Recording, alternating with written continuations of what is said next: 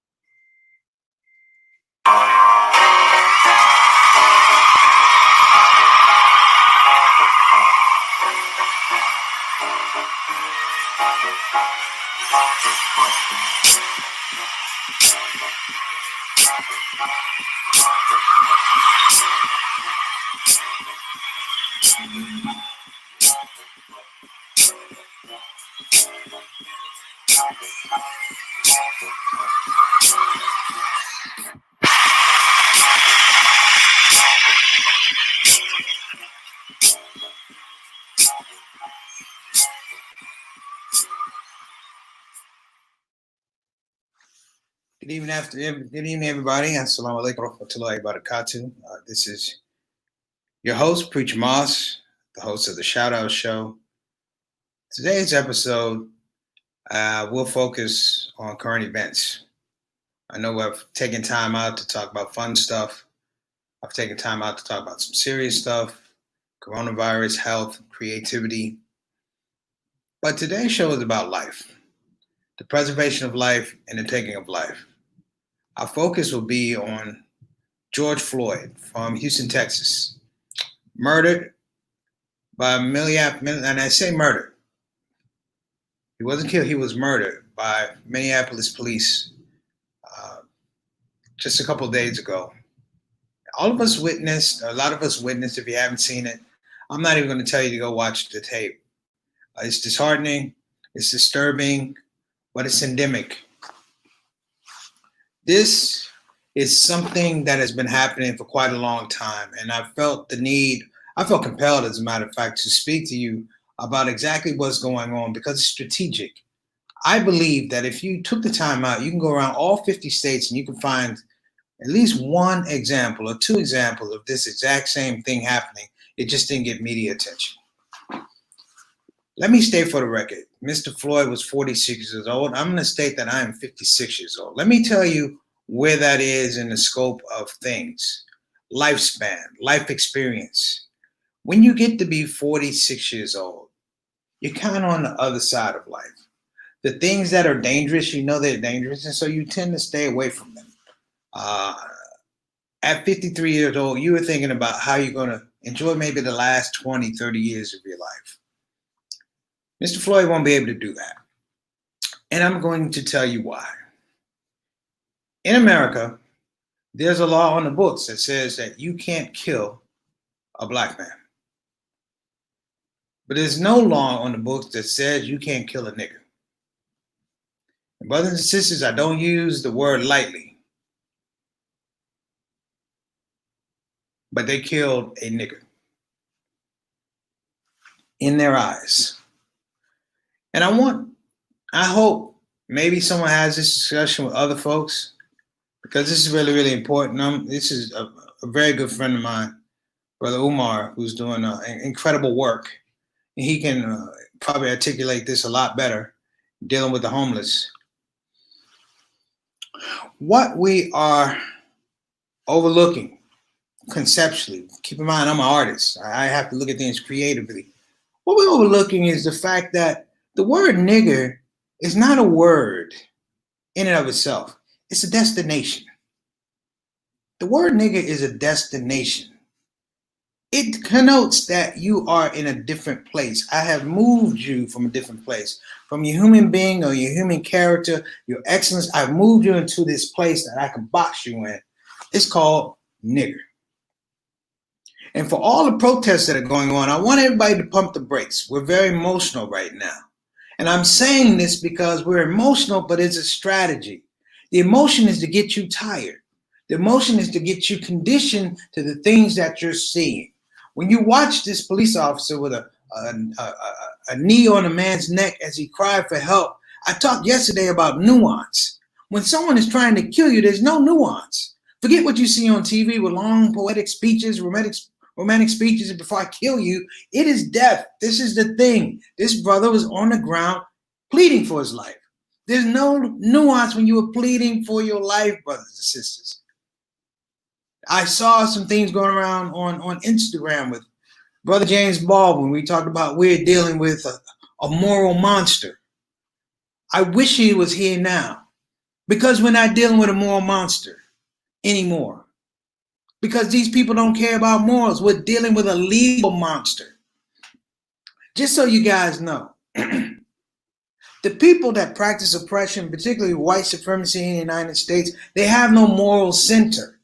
What they give you in the space of that moral center is they give you laws which they create, laws that take food out of our mouth of our babies, laws that make sure you stay in particular financial situations, laws that make sure you can't progress once you get out of prison, laws that make sure that I can keep you on the road in a direct path to being a nigger. I am 53 years old, but I have a great memory.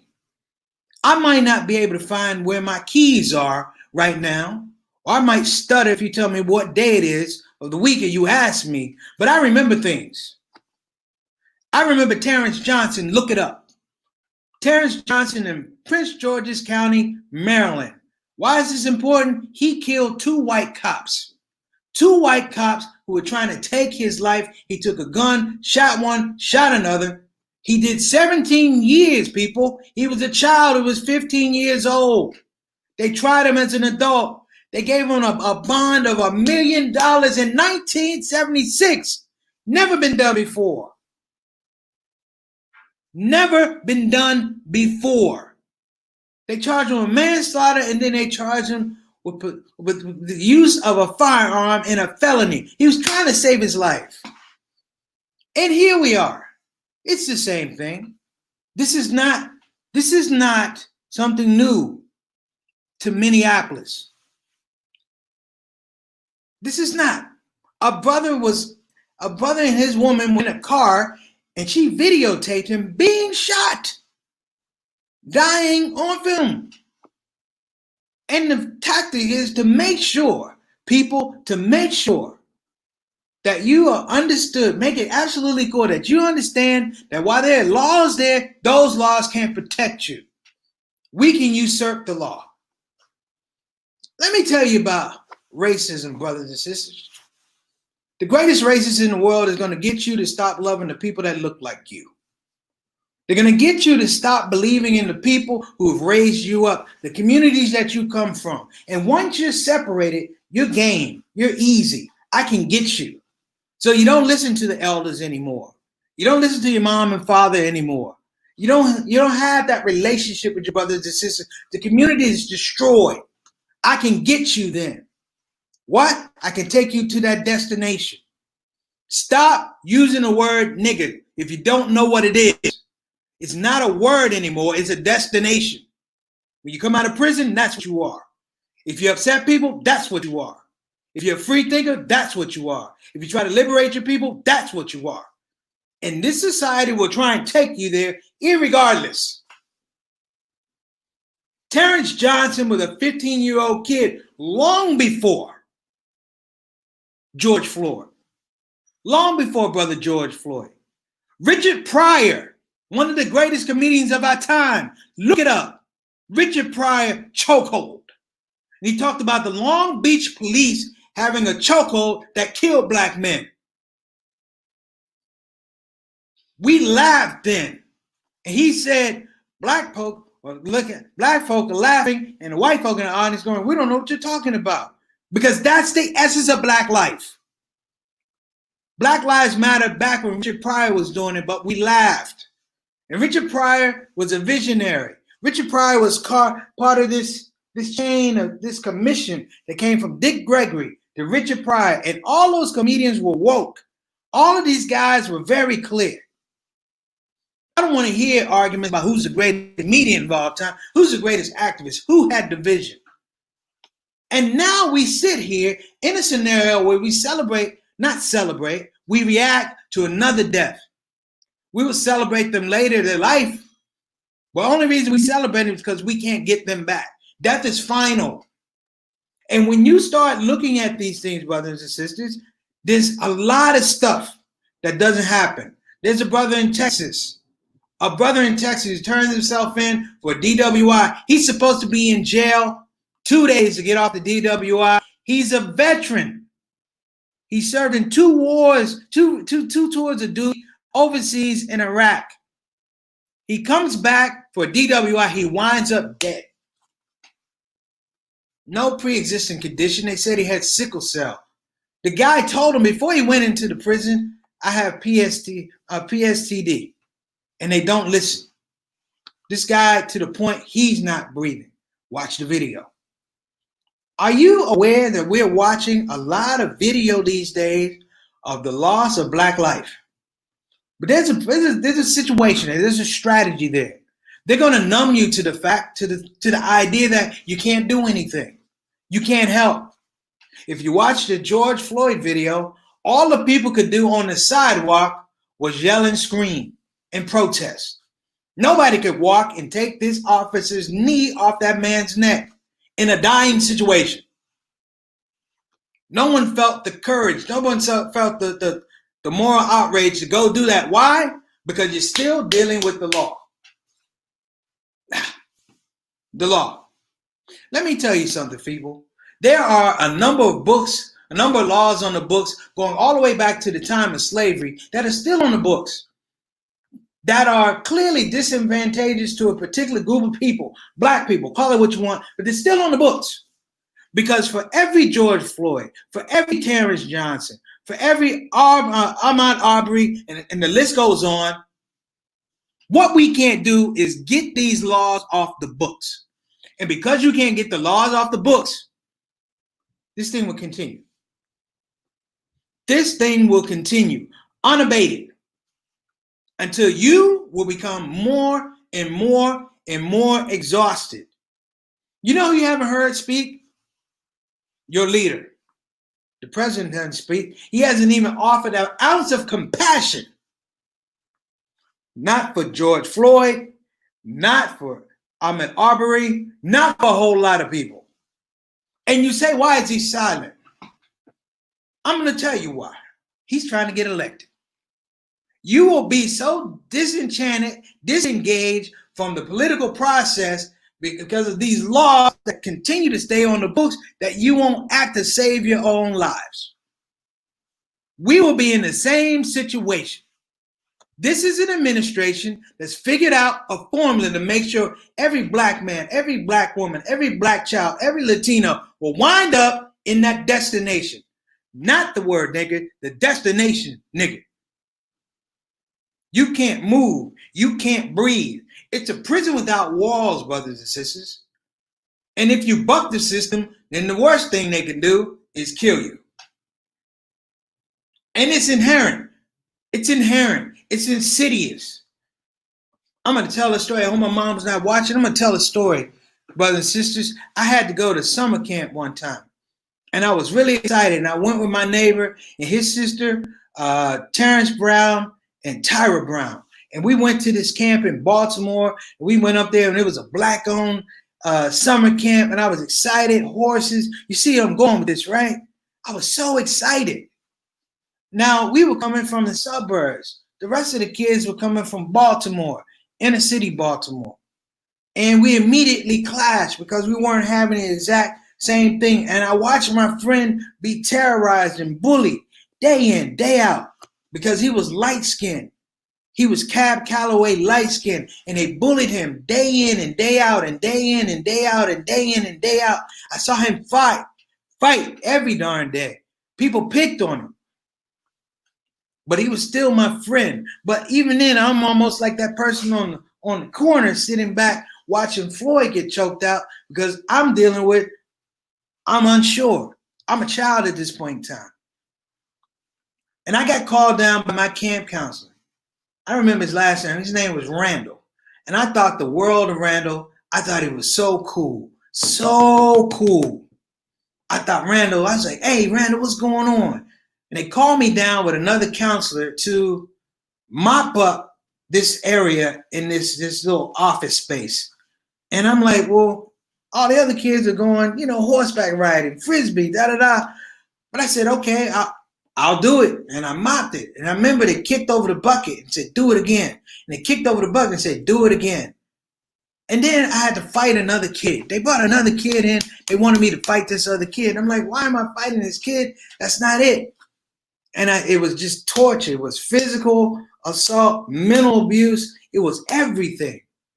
To the point where I realized they wanted to break my spirit. These are black people, brothers and sisters. Randall was black. The other counselor was black. This kid was black. I had nothing to do with these folks except trying to be a good friend, trying to be helpful people. I yelled out the most grossest obscenity I could yell out, and it was a shriek. It was a mixture of outrage and pain. And when it came out of my mouth, they were satisfied. They were happy. And I held that against people for a long time. People I thought were sort of like Brother Randall, had that tendency. And I held him against it for a long time. And it wasn't until I got maybe in my 30s, I realized this is the sound they're making all the time in inner city Baltimore. That pain. It's the cry, it's a yell, it's a yell, it's a shriek, it's pain, it's outrage. Listen to George Floyd. That is pain. That is outrage. That is disbelief that can happen on a street corner while people watch. My heart's broken. My heart's broken. It hurts when you see that. And to make it worse, we're going to do the same things. We're going to protest. We're going to demand people get what already fired. But see, another case happened down in Texas I mentioned. Nobody got fired. It wasn't a big enough case. We didn't see the fireworks. There were no protests. This is something where it just happened. You know, it happens in Minneapolis. It's not supposed to happen in Minneapolis. That's more of a liberal state. It happens in Texas, and things happen in Texas. We had Sandra Bland. Who got fired from there? Nobody. I mean, where's the justice? And when you stop to think about this, and when you stop to clarify what is going on, it is, without a doubt, the decimation. So you will protest. You will argue. We will write articles, da-da-da. But the magic is that we will not be able to change the law. And let me say something to the protesters. I know you're emotional, but a riot is not going to help. A riot is emotional. I get that. But what you going to do when everything else stops? What are you going to do when, the emotion goes away? Are you a critical thinker? Or are you just an emotional thinker? Get on the phone. Call Craig Ellison, who's a buddy of mine. Say, Craig, we can't have this anymore. Put the fire this. Do you want to be elected? You want another term of being an AG? You need to fix this. Ilhan Omar, call her up. Because you're the lawmakers. We're the people that we hired you to do the job. We all have children, people. We have children. We have daughters. We have wives. I'm here to tell you something.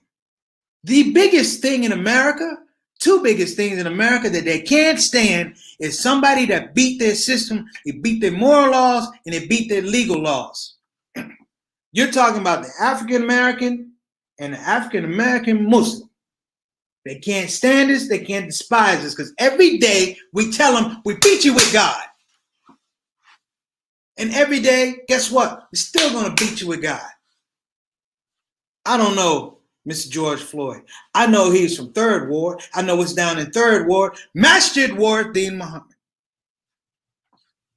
And I know that he was connected with people from Masjid Ward-Din Muhammad. So he knew. Can't find a bad thing about this man. The person he worked for, he rented from this. The person he worked for was his landlord. The landlord couldn't believe that this has happened to him. The people down in Houston are going, wait a minute, that's my nephew. And I'm here to tell you folks, don't get soft. Don't get soft, especially Muslims. Don't get soft. And I hate to use the word soft because it's better than don't be moist. You can't continue to do the same thing because the destination is the key, where they want you to be. You understand?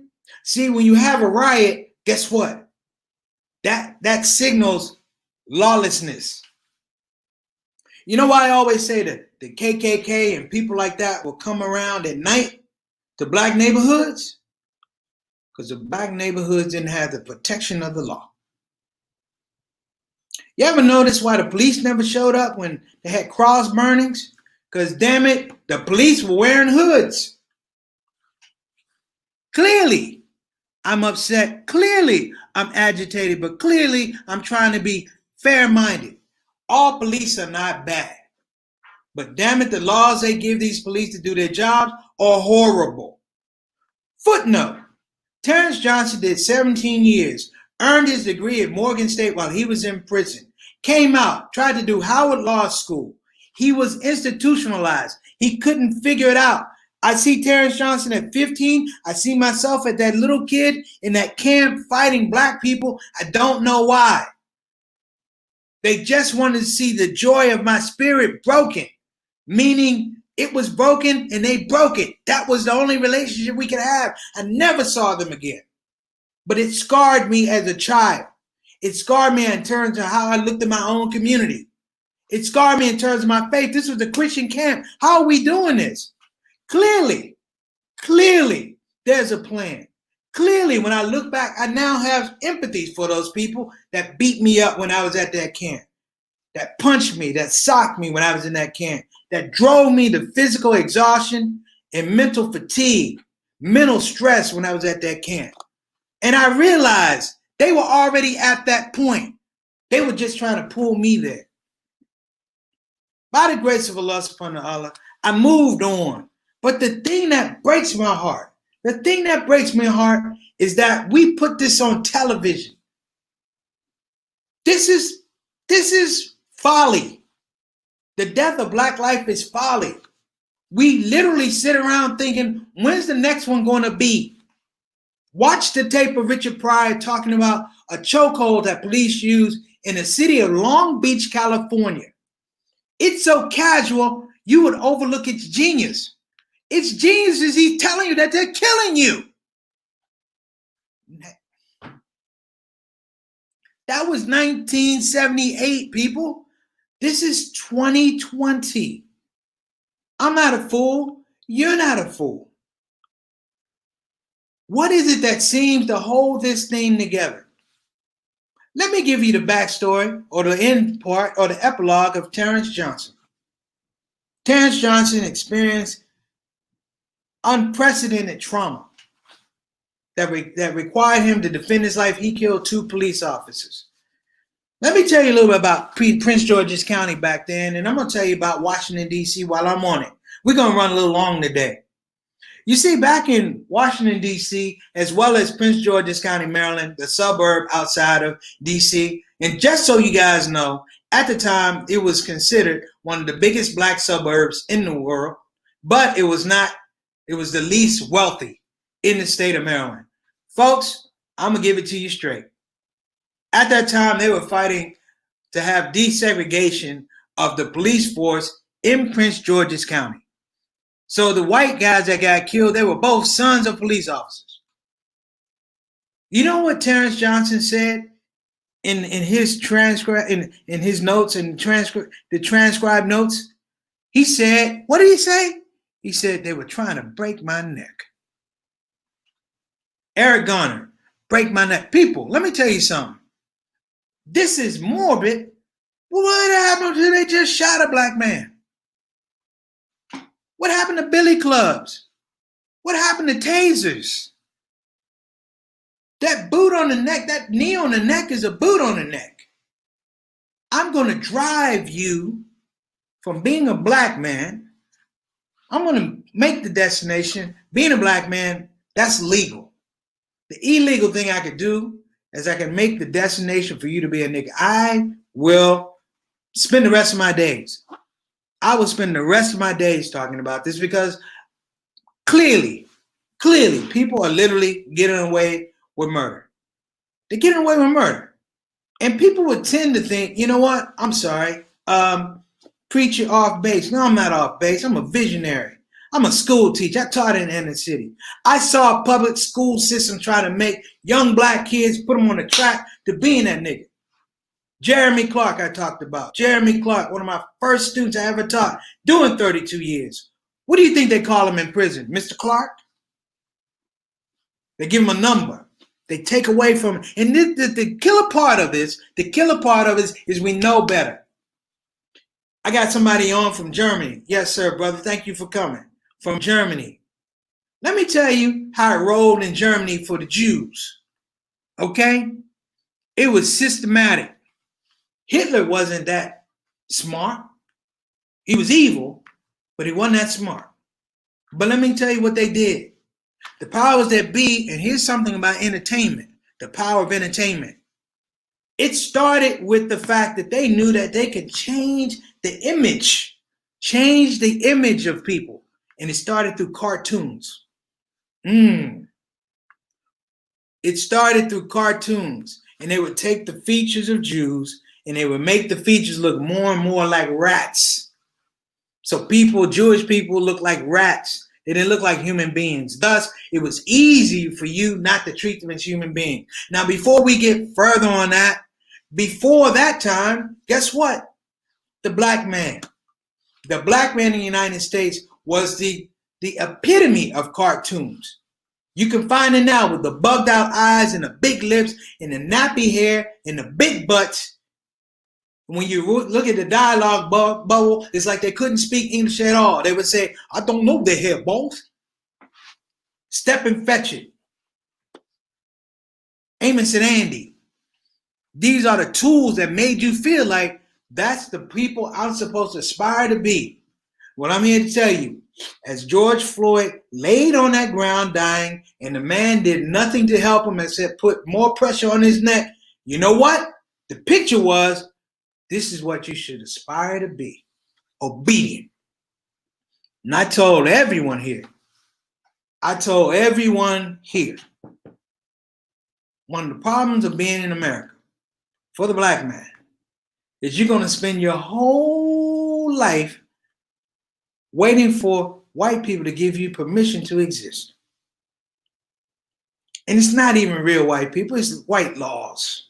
The laws on the books will make you. Did you see? You got to see the video before he gets killed. It was other people in the car. They took him out of the car and walked him across the street. We got killed.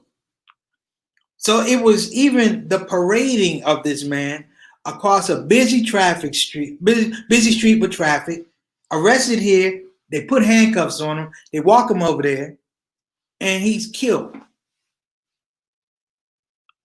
This came from Germany. Brother, we don't need revenge. We need recognition. We need revolution. Revenge ain't gonna get you nothing except more laws. We don't make the laws. However,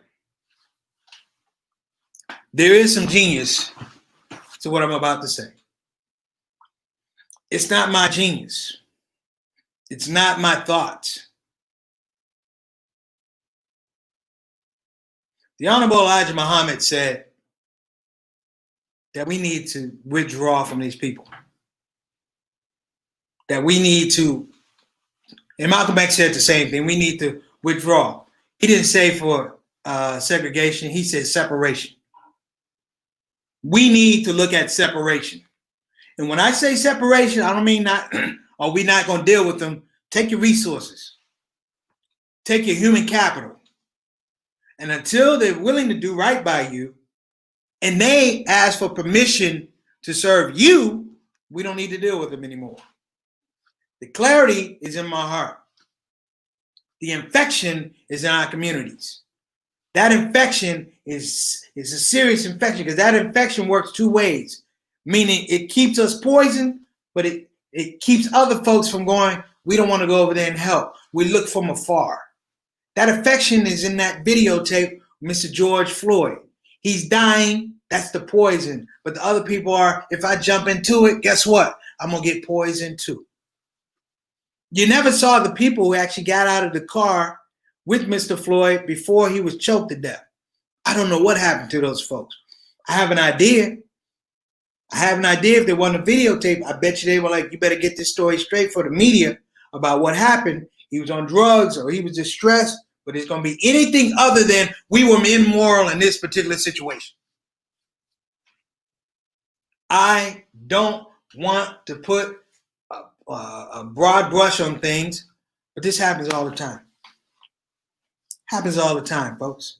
It's very subtle, you know? Thank you, brother. Yes. Thank you. But I think it needs to be framed out. I hear all these kids on these rap records. God bless you, man. You're creative. You're paying. They're paying you. You're changing your lives of yourself and your family. But don't be fooled. Don't be fooled. You stand on the necks of Terrence Johnson. You stand on the necks of Eric Garner. You stand on the necks of George Floyd. You give pause and appreciation for cruelty for these devils to do exactly what they just did. And if need be, if you can't change what you're doing, we need to separate from you. And we won't support you until you support what needs to be happening in this community. I am not averse to telling people exactly how I feel. The scope of it is we clearly know right and wrong. The most difficult thing you can do is be well-versed in right and wrong, and still nobody cares. Watch that videotape. And I'm very, very clear. Watch the videotape. Jawad, answer me. I need to know which question you want to know. Rap is life. It's art. It's storytelling, yes. But in the original space of storytelling, I'm talking about the African griot, it was history lessons. It was history lessons. It was meant to make sure that we maintain our culture. Just the same as we have young kids who memorize the entire Quran. It's a culture, which means that if all the Qurans were taken away, it would have been on our heart. That was the expression of African culture. I would love to find out how many Hafiz of Quran from Africa we would have had if there was no slavery. Now listen, I'm not going to take up any more time. I appreciate you guys giving me a little bit more leeway. We went longer than we were supposed to, but I kind of felt like, it was different. It was different. It was on my heart. It stirred me. Thank you, Pringles, man. Yeah, I agree. See, the problem with rap music today, there was a lot of problems. But when you originally did rap, you know what you had back in the day? You had groups. You had groups. You had communities of rappers. Some of our best rappers today started out in groups. Jay-Z didn't start out with Jay-Z. He started out with jazz. I remember Hawaiian Sophie. KRS-One didn't start out with KRS-One. He started out with who? Boogie Down Productions. One of the most iconic songs out there, The Message, starts out with who? Grandmaster Flash and the Furious Five. Even though they had broken up by the time that record had come out, it comes out of that space. Nice and smooth. Do we need to keep going? Group Home. Do we need to keep going? Gangstar. You need to be going. I can go all together. And if you really want to know the scope of it, this type of activity that you see on TV, this type of activity you see from the police is a fear that the group, The group or the herd is going to get inspiration and wisdom and act together. And that is the problem. And until we begin to realize that, it's going to be a lot more knees on the back of people's necks and a lot of more guns in the back of people's backs. I mean, bullets in people's back. It is the old metaphor. Officer, stop that man. Well, he's already dead. What's the problem? I shot him. Why? Because he was trying to steal my bullets. We're not going to finish this in this episode, but it's not meant to be. I talked about these Baltimore kids that beat me up and my neighbor up because we weren't going through the experience. I talk about this, the combination of a scream of pain and a scream of outrage, because that's what we're doing right now. And that pain, that noise, that scream, while it's relieving for you in some regards, there are people who enjoy it because they're thinking, I got him now. I would like to close on a moment of silence, not just for George Floyd, but for Sandra Bland, for Eric Gardner, for Mike Brown, for Malcolm X, for Martin Luther King, for Medgar Evers, for all these people who laid it out there, who told us that freedom was a right, freedom was an opportunity for life, and even more so, freedom was a destination that wasn't named nigger. Moment of silence.